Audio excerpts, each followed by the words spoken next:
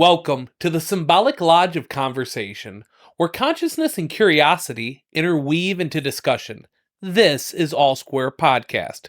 I'm your host, R.L. Franks, and today's guest has been a Mason for over 2 years. His daily job is in IT, but he's going to tell you his journey as he immigrated from Peru to the United States and living the life as a man as well as a Mason. This is the story of Hector Alcantara. Hector, thank you for being with me today. Thank you for having me here. I'm very happy to be here. We've met online. You knew my producer. You've been a Mason for 2 years. I can't wait to dive into your story and to learn more about you. But I want to first ask the question, Alcantara, what does it mean? It's funny that you asked because I didn't even know what my last name meant until a few years ago. A coworker um who was from Lebanon asked, "What does your last name mean?" And I tell her, "It's just a last name." And she tells me that means under the bridge. Under the bridge? Under the bridge.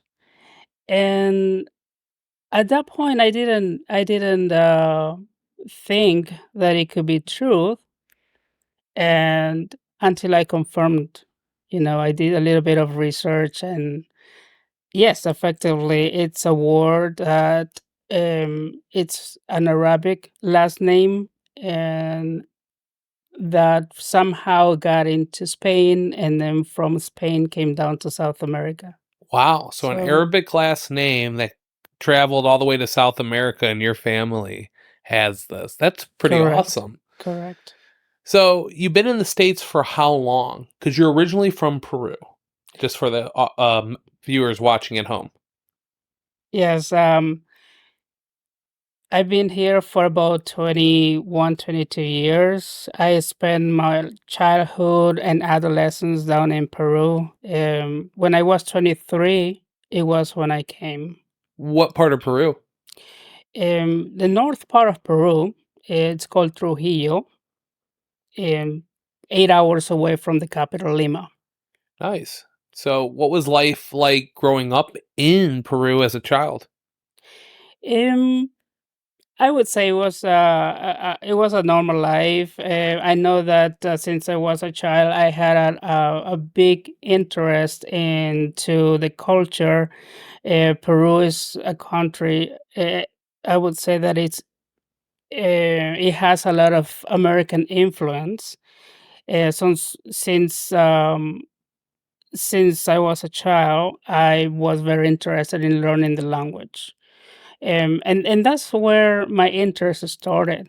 I wanted to learn different languages. I had a chance to learn a little bit of French, English, because I do speak Spanish. When I was a kid, going to an Italian Catholic school, I was able to learn a little bit of Italian. So I understand a lot of Italian, French, um, Portuguese, English, as well as Spanish. Wow, so you're just a world traveling man who knows all these little bit of all these different languages, enough to be dangerous, I'm assuming. No, no, not at all. Okay. I even surprised myself that, oh, because when I'm watching movies, sometimes, there's a lot of actors that they do speak other languages. And sometimes I surprise myself and I say, hey, I'm surprised I understood that.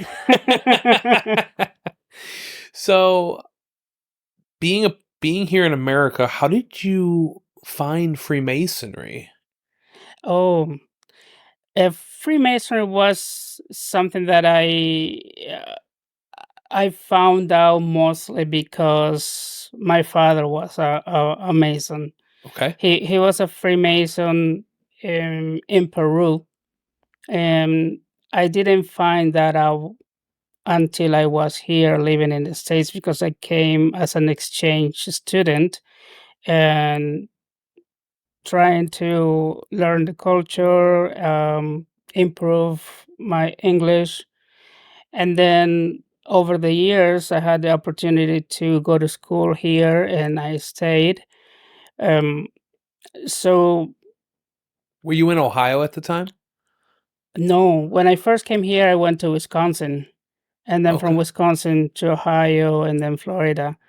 And um, I lost track of what We were just talking the about how you got question. into masonry. You Oh, said you, yes. yeah. So thank you.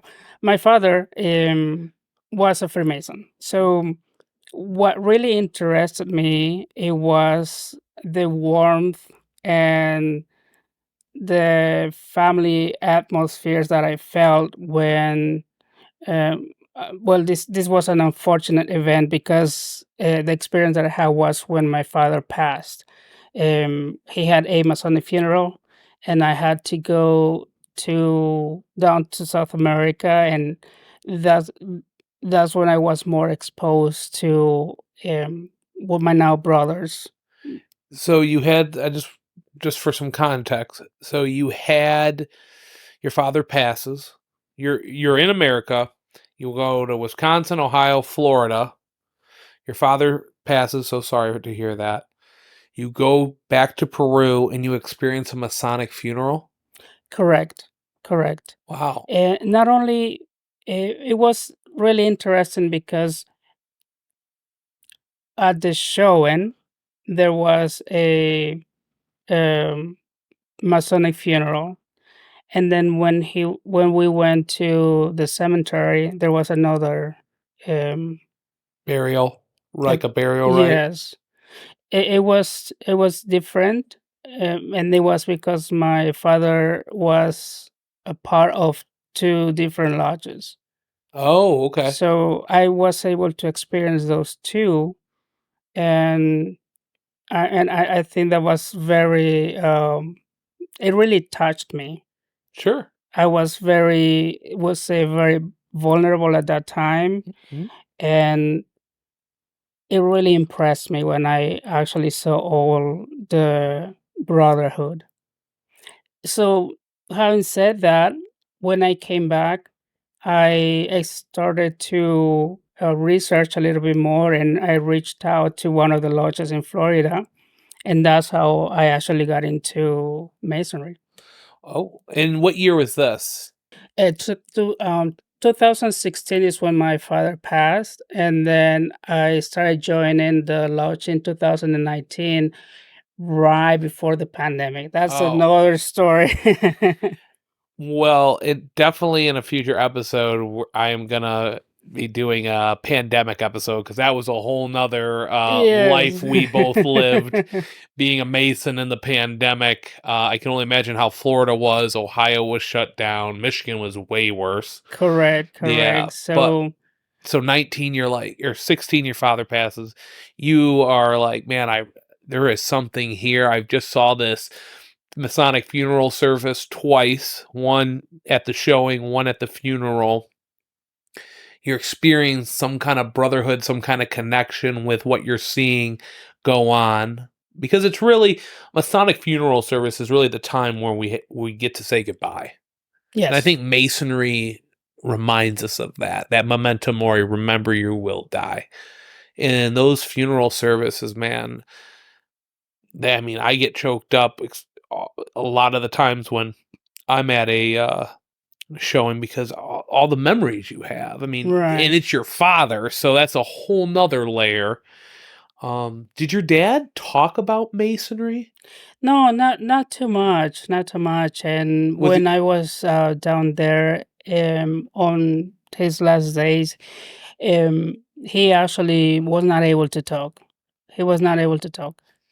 I remember that he did certain signs that it didn't make sense back then, Yeah, but now I can understand, what sure. happened. Yeah. Your father never really. You said your father never really talked about it to you growing up. He never tried to invite you into the fraternity.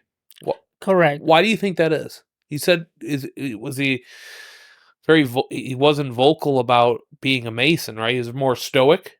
Yes. Yes, my father was a person who would not actually share much of his experience, let alone share something about work.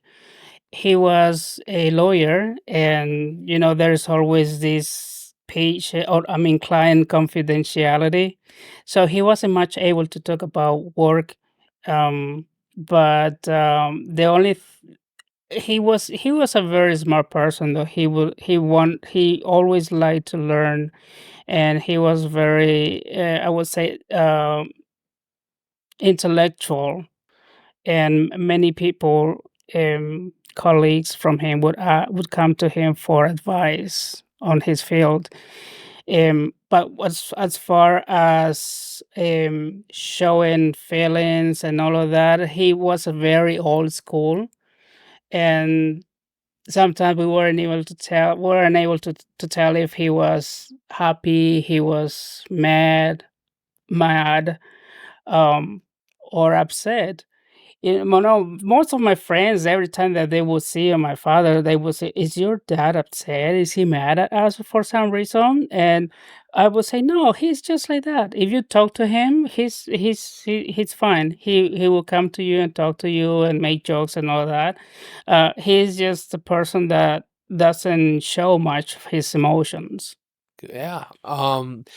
You see that a lot in late or older generations where they just kept everything close to the chest, sweep it under the rug if they're upset, not really deal with it. I bet there is a definitely a culture clash with growing up in Peru and then seeing kind of like how people are talking to their parents in America, which they're a little bit more vocal. Would you Yes, agree? yes, absolutely, absolutely.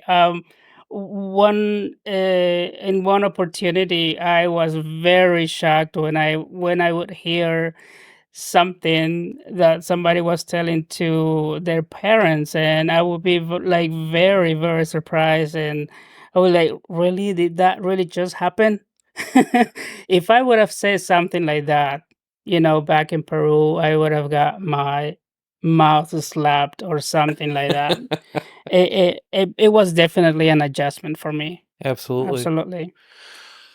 So come back after the funeral. 2019, you're looking for this. You're in Ohio at this time, or are you in Florida at this time?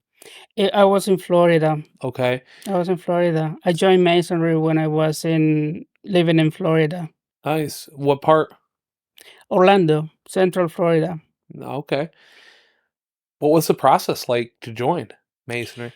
It's pretty much the same. All you have to do is just reach out to one of your lodges and request information. Get a hold of the secretary, and they will give you all of the details to join Masonry.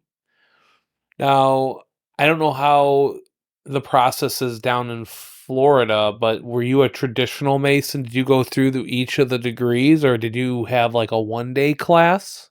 Because we have very familiar with 1 day classes in Ohio. Haven't really happened a lot this year, but in years past, where you get all 3 degrees in 1 day.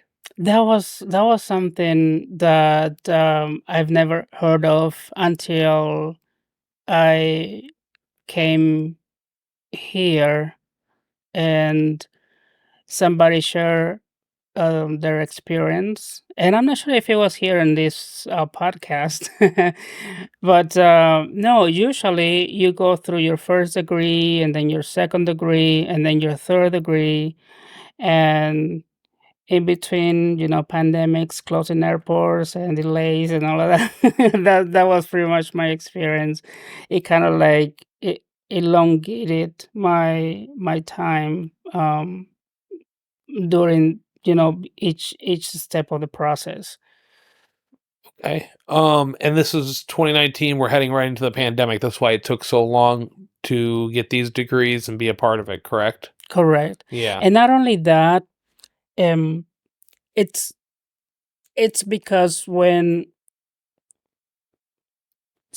I go to Peru, um I usually go and spend a few weeks, a month, or two.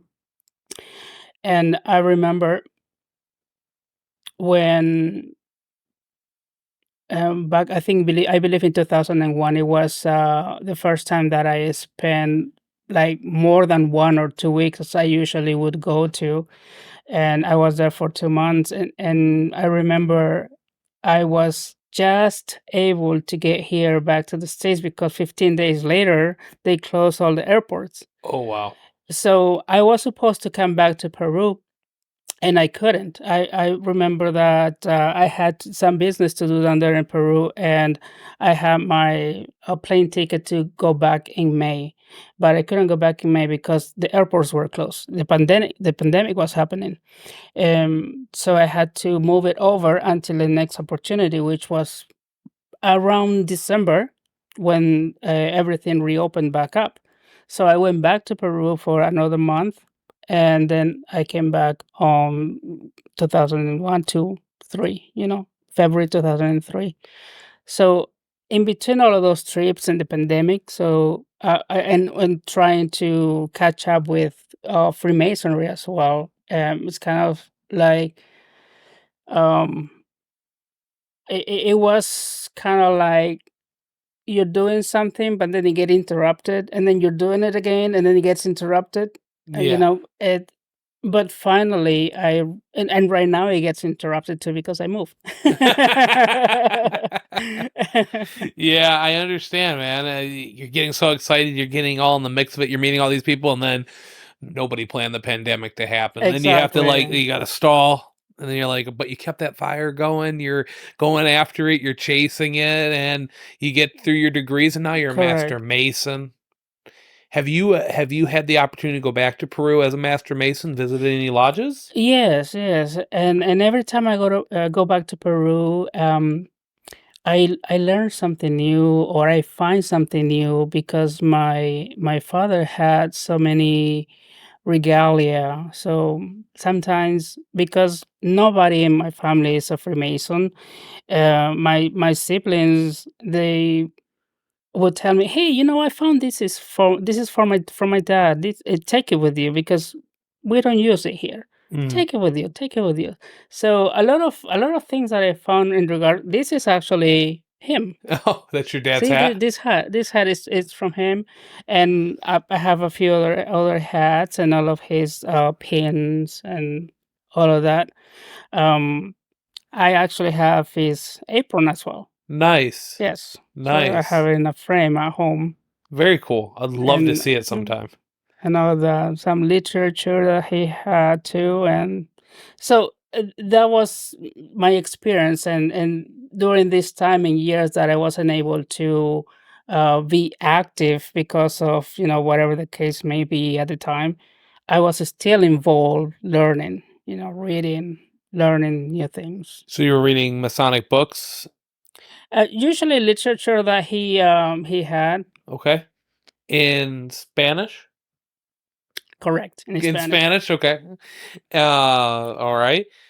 Any well-known books that's really, impacted you on this journey into masonry? There was a couple of them that I really it really impacted me, but it was kind of like the books that we have, the catechisms. Mhm.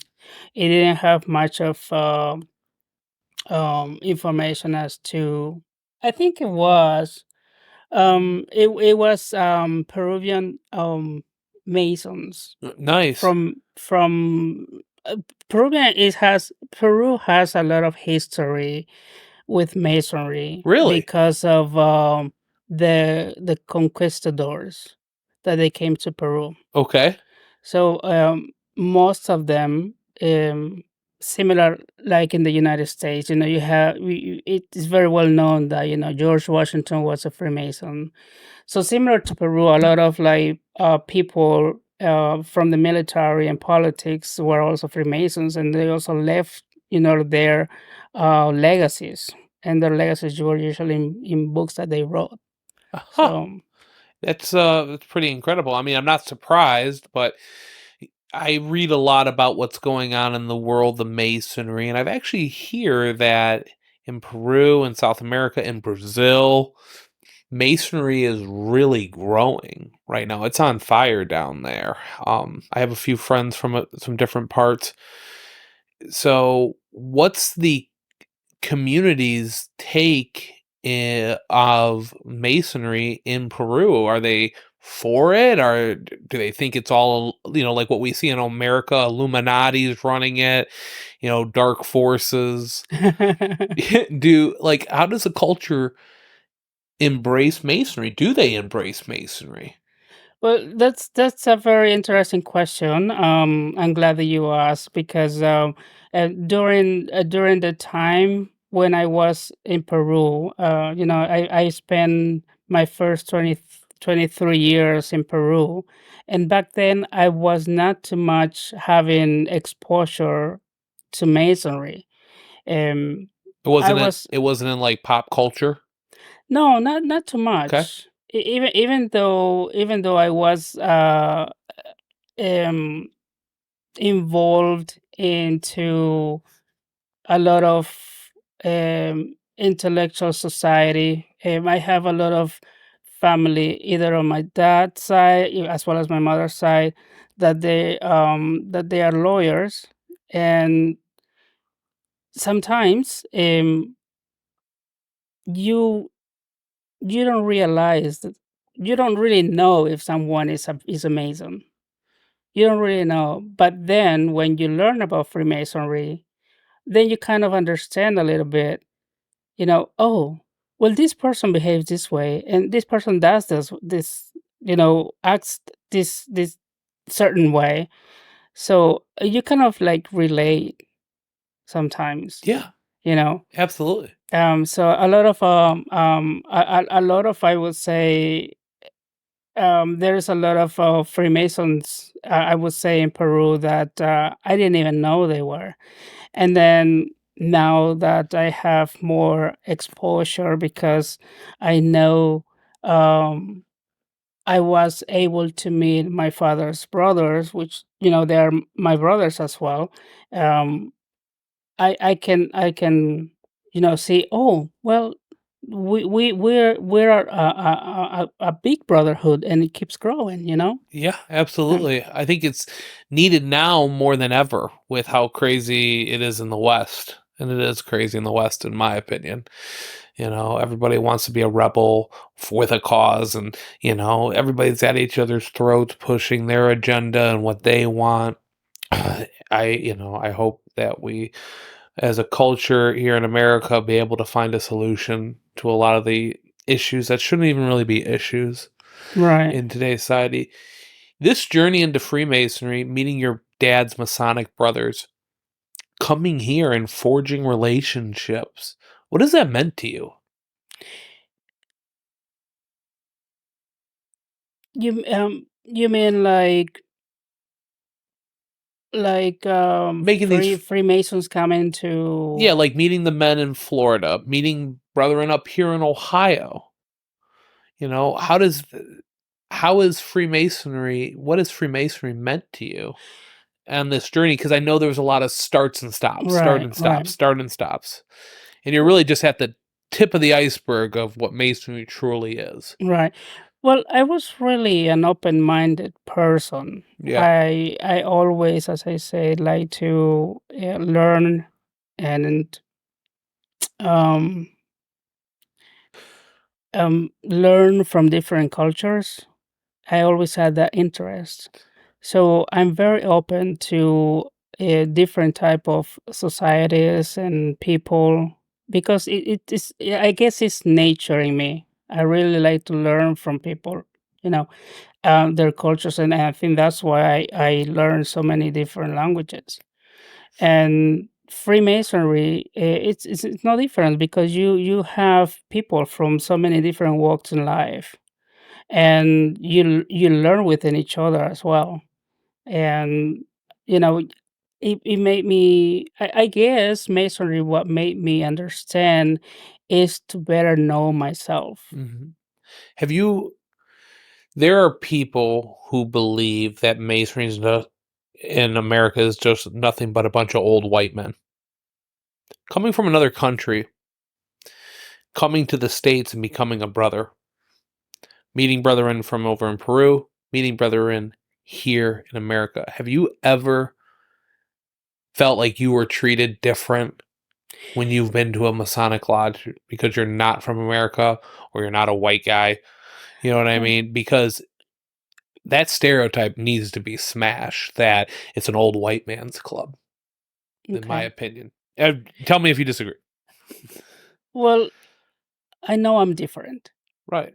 So We all are. starting with myself, I know that people don't look at me in the same way. So what I had to learn is how to really understand myself, how to learn um, myself first before I start, um, I would say, analyzing other people. Mhm. And I never, I was a person who never wanted to be confrontational or to get into an argument because of the background that I have with family.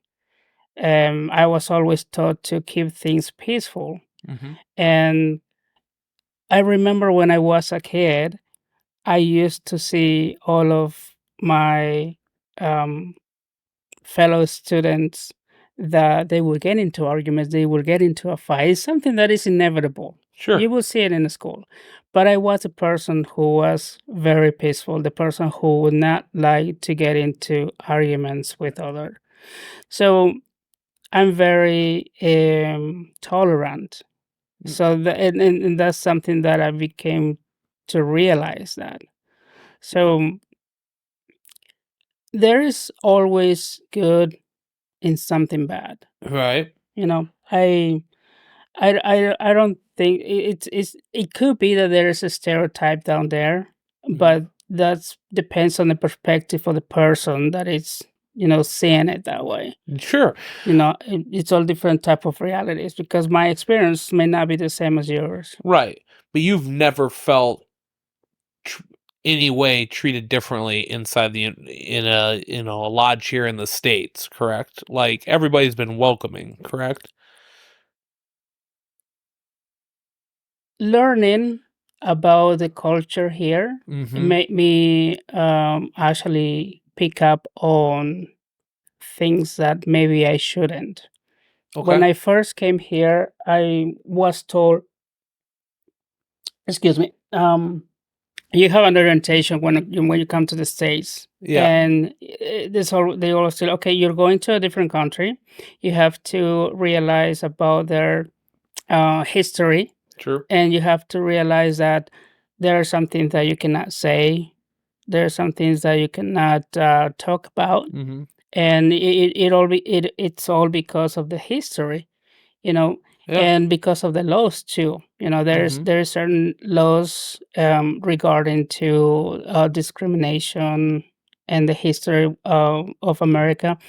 But being raised in a different country where I, for example, where I don't experience that, and so I come here and I see you as my equal. So I will go to anywhere, Sure. anywhere. I will go to any type of stores, bars, parties, and I would talk to different people. And it didn't matter to me if they were Chinese, if they were black, if they were white. It didn't matter to me because I didn't feel different. Yeah. But sometimes when you start learning history, then you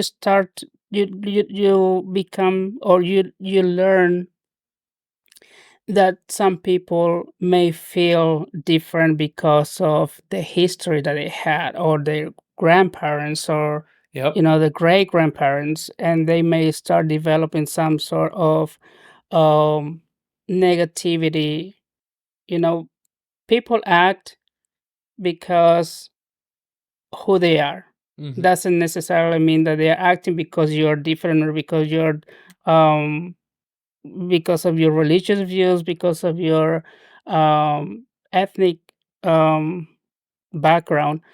It's just the way how you see it, how you feel it. Yeah. And I didn't have that when I came, but I have to learn it, and then forget it, and then relearn it, and then Yeah, forget it. exactly. Yeah, because So inside the lodge, we're all equals. exactly. You know what I mean? And that's one thing I wanted to, definitely talk about because we've had John Tate, who was a previous guest of our show. He was talking about how, nobody looked at him different just because he was half white and half black, Right, right. right? In the lodge. We're not taught to do that. Race, creed, color, we're all on the level. It doesn't matter if somebody's a custodial worker, which is where I started, to a Fortune 500 executive or the president of the United States. Right. We're taught we're men. Exactly. Yeah. Exactly. Fortunately, there's some states in this country that still have a little bit of issues with that.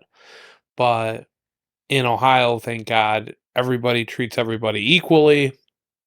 And there's that respectability that we're taught um, as brothers and as men in our teachings. Correct, So, correct. yeah. I So if that's the way I feel, that's the way I think, and if someone else thinks otherwise, that's on them. absolutely 100%. Um, what are you looking for now in masonry? Um, Masonry, what I'm looking for now is to um continue continue being involved in the fraternity. As I said, I had some step backs. Yeah, But I think it's time for me to get back in track and continue with the legacy that my father was going through. yeah. Have you found a lodge in the area in Northwest Ohio? Not just yet, not just yet. Have you been to any of the lodges in Northwest Ohio? I know when I visited last year, I was able to go to, I believe, three around the area, but I was just visiting. I didn't think that I was going to be moving back to Ohio. But now that that we're going to resume with the um, meetings, then Yeah. I shall come. Well, during the summer, I don't know how it's like in Florida, but in the summertime, July and August, we take the summers off to spend time with family. We'll be back here we're actually, it's September now. Now that when this recording's actually happening, so I can't even believe that. So yeah, lodges should be starting back up. I would love to bring you out to Rubicon, where me and Mike are members at, so you can check out what we got to offer over there. Thank you. I'll be honored to go. Yeah. Thank you. Why do you think this fraternity exists? Never thought about that before. However, um, I believe it's because we, as a whole, need to make things better. If there's always room for improvements. Hmm. Nothing is perfect. We're all not perfect. We're not gonna get to perfection, but we can still make things better. Yeah. Make this world a better place for everybody. Yeah, absolutely. With like I said, what's going on in this world, I think men need this kind of brotherhood now more than ever. I don't think there's a lot of places are changing their standards and what they have in their clubs and organizations across the country, all these local civic organizations. I think masonry provides an outlet where men, can be vulnerable with men, can learn from men. That mentorship is so important in the fraternity. Did you have a mentor going through your degrees, even though, yes, you were, the pandemic was happening and you had to start stop? Yes, I did. I'm very glad of my mentor. He was a brother that was there with me all the step of the way. Whenever I had questions, he was there, and still we have a really good communication up till now. He's he's asking me when I'm coming back to Florida. Sure. But yes, he's from Brazil, so we Okay. have, something in common that we share there because we were raised um, not in the United States. How was how is the age demographic in your lodge in Florida? Um, Is it an older group? Is it a younger within group? Masonry, Yeah. yes, I would say it's an older group, but I think it's nationwide, isn't it? Mhm. I, yes, it's similar. Yeah. Similar. That's I kind of figured that's how it is. You were down there for 2 years in Florida, right? Or how long were you down in And Florida? since 2009 when I moved out Oh, you were there. down there? So So you gotta deal with hurricane season, right? I have I have Tell us about that. How is that dealing with that down there? Bracing for that. definitely an experience because you feel like the building is going to come down any minute. Wow. I have no experience with that up in Yes. Ohio. And usually after the hurricane and the storm and everything, you go out and everything is tore apart. Trees everywhere. Cars cannot go through the streets because it needs to be cleaned first. There's a lot of branches and debris from the hurricane, and something that I'd never experienced before. It's totally different because when I was in Peru, I didn't even experience the snow. So snow was something very new to me too. At the beginning, it was, this is so cool. But Yeah. then as the years pass, no, this is not so cool anymore. When you start driving in it, Exactly. yeah, it's not fun no And when you more. have to get up in the morning, And spend shovel.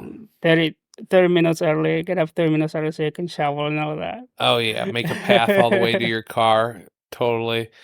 But I think I'll keep the snow over hurricane season any day for me, personally. Yeah. Yeah, so you've been listening a little bit to this podcast. How did you get involved with it? Was it Mike's Facebook, or did you just see flyer? Yes, we Mike and I we have a history together because we used to work together a long time ago when I was here living in Ohio before I moved to Florida. And when I realized that he was going through his degrees because of social media, I reached out to him. It was just about the time when I, just moved here. Mhm. Um, and I asked him and talked to him a little bit, and then he introduced me to you, and that's how it all started. Yeah, well, we really appreciate you being a supporter of this show. You know, guys are knocking on the virtual door, and men need a way to find out what this fraternity is. I can't stand anti-Masonic rhetoric for people who, are outsiders lurking in. I knocked on the door. I walked through that door. I got to experience, and I grew up pretty heavily Roman Catholic in my life, and there's not one thing in this fraternity that's ever went against my values and of my faith. I didn't have that experience either. Okay. I know that I throughout life I had a lot of tests. Um, that I had to go through and really, really did test my values and morals. You know, but it's life. Yeah. You have to understand that perhaps the situations that you're in, um, it's because you were at the wrong place at the wrong time. Doesn't necessarily mean that you caused it. Yeah. You Yeah. know. Well said. Well said.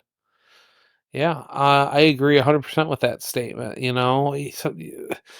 Sometimes if you fail, it's one of the biggest learning lessons in your life. Yes. And you got to grow up quick and you got to make a change and pivot. You got to always pivot. Yes. Yeah, you got to pivot in sales. You got to pivot in IT, trying to find that solution. How did you get into IT? With IT, I went to school in Peru before I Okay, came here, and I took 2 years of programming before I came here, and then learning English was my priority sure. because when I came here, I thought that I spoke English until somebody started speaking 100 miles an hour, and I realized, no, you don't speak English. But I went to school for a couple of years, but my English was very slow paced. Oh, yeah. So that was my priority. And then once I, learned a little bit, I decided, oh, I'm good at this. Maybe I should learn another language. Maybe I should go to education and work on that. So that's when I decided to change my major to education and world languages. Um, because I was really interested into that. That's one of my passions, learning different language. And then it happened that I ended up in an IT position where it reminded me um, the time when I was programming down in Peru.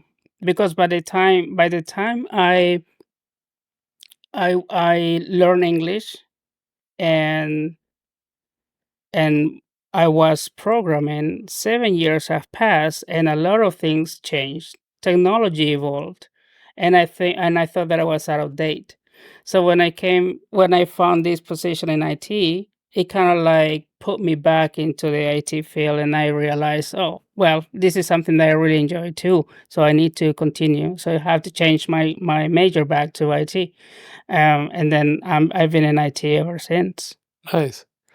Um, yeah, the IT world is ever changing. New technologies, AI is becoming a new, bigger Yes. um, You have to force keep in there. You got to keep yourself, up. yep, keep up Yeah, with technology. yeah. Yeah, absolutely. I really appreciate you taking the time telling your story today on how one man becomes a Mason and the impact that this journey has had on you, and to be able to be a part of the same fraternity that your father was in Peru. As we round out our this episode, what's one thing you want to tell people about Masonry? One thing that I would like to tell people about masonry is to keep going, to keep improving yourself. You never know what's gonna happen after open doors open anytime. So just keep going and try your best because all we're all here to do something, and we always have something to improve on and to learn. So we're humans. That's my brother, Hector. I'm RL Franks, and you are all square.